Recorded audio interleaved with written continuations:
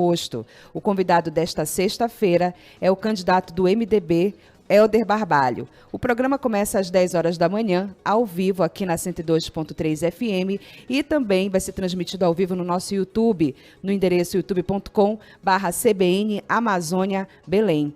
E eu converso agora com o Rômulo Pinheiro, que já está na linha, aguardando. Tudo bom, Rômulo? Como é que você está? Boa tarde. Boa tarde, Dani. Boa tarde para o Rodolfo. Muito contente em estar de volta aqui. Muito embora tenham me chamado de ranzinza, resmungão, porque eu estou comentando as coisas, eu não elogio ninguém. Mas é porque o pessoal tem que parar de achar que a gente tem que torcer para candidato político, né? A gente analisa de uma forma crítica a situação. Muito embora tenha me chamado assim, tá tudo em paz, graças a Deus, Dani. Tá certo, então, sem problemas, então, né? Tudo na paz. Olha, só para avisar para você que o Rodolfo ele participou com a gente na audiência, mas ele ia de fato ficar aqui conosco, né, para repercutir essa rodada aí de entrevistas com o candidato de hoje, né? Mas ele não pôde ficar, teve um compromisso, não pôde ficar. Mas o Pedro Valdez está aqui comigo fazendo companhia para a gente durante essa conversa, viu, Rômulo? Quebrando um galho, né, Dani? Imagina, você é maravilhoso. Rômulo, eu queria começar, né, com a tua análise em relação à entrevista do candidato do PSOL, que foi dada hoje aqui na Rádio CBN. Mas esse quebra-galha de luxo aí, viu? O Pedro tá alto nível, né? Verdade, com certeza. Obrigado, Rômulo. Prazer contar com a sua presença aqui toda tarde. Você que é a estrela desse nosso quadro. Verdade. Imagina, lá vem.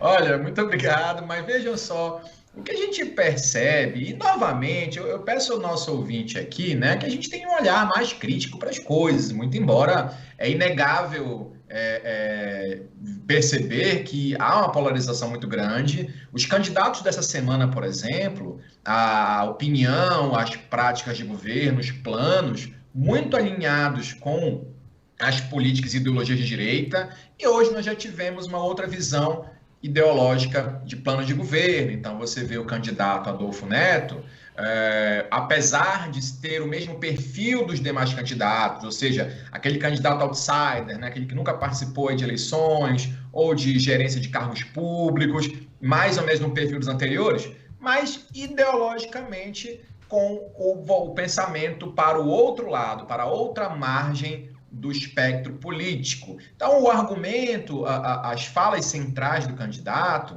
reverberam e refletem as ideias que estão em vigor aí na prefeitura da cidade e também as propostas de esquerda. Então, você pega os últimos candidatos falando em redução de tributos, ICMS, políticas de agronegócio, pecuária, e o candidato Adolfo Neto abordando a questão da temática social como um dos eixos centrais de seu programa de governo. É claro que, em algum momento, e até a gente percebe um traquejo melhor para conversar, para se organizar as ideias, daí nasce ou decorre a questão dele ser professor, né? Então sabe, talvez, argumentar um pouco mais e se expressar da maneira mais adequada, isso é um ponto para ele. Em alguns momentos eu senti até que eu estava numa aula de geografia, né? Quase que eu anotei aqui no caderno alguma coisa aqui para aprender, né? Mas senti falta, Dani e Pedro, daquilo que a gente comenta também dos outros candidatos. Você tem um grupo de ideias, um grupo de diretrizes muito bem trabalhadas, ou seja, o argumento material muito bem exposto,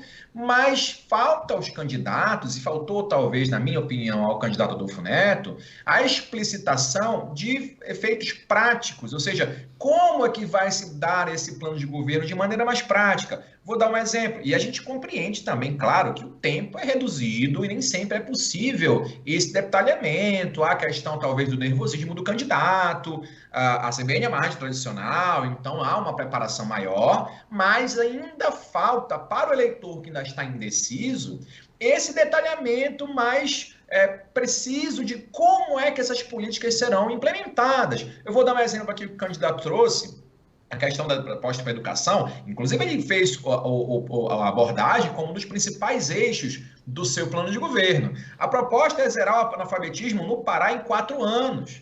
É o ideal, é o que a gente deseja, é a diretriz máxima do projeto de educação, mas a gente precisa saber como é que isso vai ser implementado. Diante e eu sempre tenho reiterado isso aqui nas nossas conversas, dessa complexidade que é o Estado, são várias macro-regiões, às vezes bem distantes e bem complexas entre si, como que se vai erradicar o analfabetismo nesse curto período de tempo? Quais são as políticas públicas? Quais são as estratégias práticas que seriam usadas para fazê-lo? Então você vê que o argumento, você vê um preparo maior, pelo menos no argumento, você vê políticas voltadas para a área social, ou um enfoque mais voltado para a área social, mas também, como os demais, faltou aí detalhar fenômenos práticos para implementar essas políticas públicas. Eu acho que, Rômulo, tem uma questão que, enfim, hoje o candidato Adolfo Neto, ele tem um lado professor aí, acabou pegando aí a questão da educação, mas eu acho que falta os candidatos, e essa é uma questão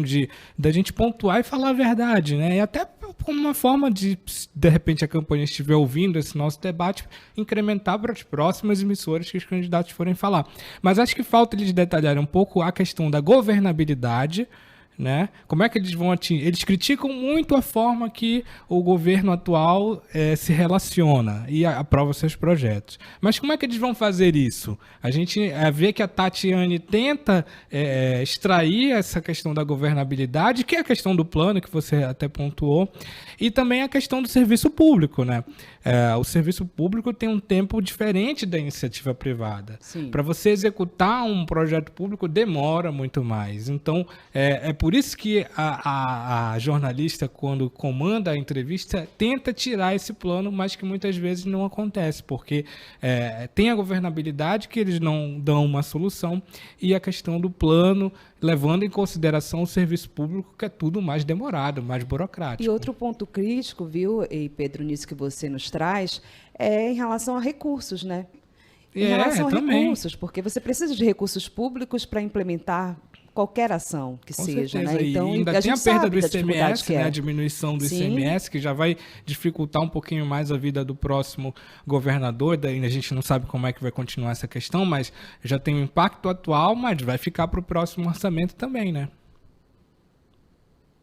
O que eu vejo nessa questão é que essa questão da governabilidade, ela não é debatida ou explicitada, ou se fala muito en passant, porque é uma situação que os candidatos sabem que não tem como fazê-lo da maneira individual. Sabem que precisam compor chapas ou compor acordos e alianças com pessoas de pensamento diferente ou de correntes políticas distintas, porque senão não consegue implementar nenhum projeto, principalmente na área do legislativo.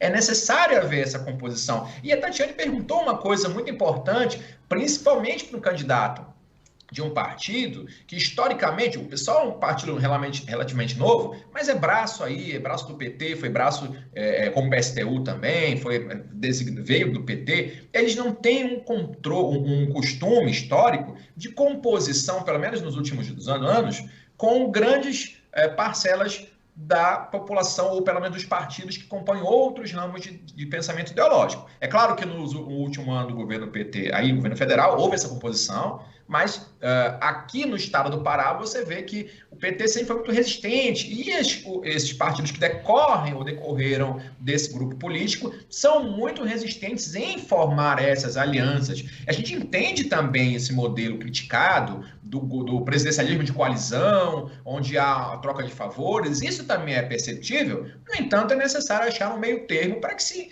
não tenha um governo travado ou com boas ideias que me pareceram do candidato, sem viabilidade de colocá-las em prática. Nós temos aqui exemplos, por exemplo, a pergunta que a Tatiane fez sobre implementação de trabalho no campo, sobre a questão do desemprego. Então, a proposta do candidato foi muito válida, mas precisa explicitar melhor, até porque reforma agrária, Seguridade Social não depende unicamente do Estado e depende também do governo federal. Então, isso tem que ser melhor exposto tanto no plano de governo, como principalmente nas entrevistas, que é nesse momento que o candidato vai levar essa ideia àquele eleitor, que a gente sabe que nas eleições majoritárias não há uma definição clara ainda, pelo menos no governo do Pará, as pesquisas indicam alguma coisa, mas é esse momento que ele tem que buscar votos daqueles que a pesquisa indica estarem voltados para outros candidatos. E essa oportunidade eu vejo que tem sido desperdiçada por grande parte dos candidatos que têm passado pela mesa aí da CBN.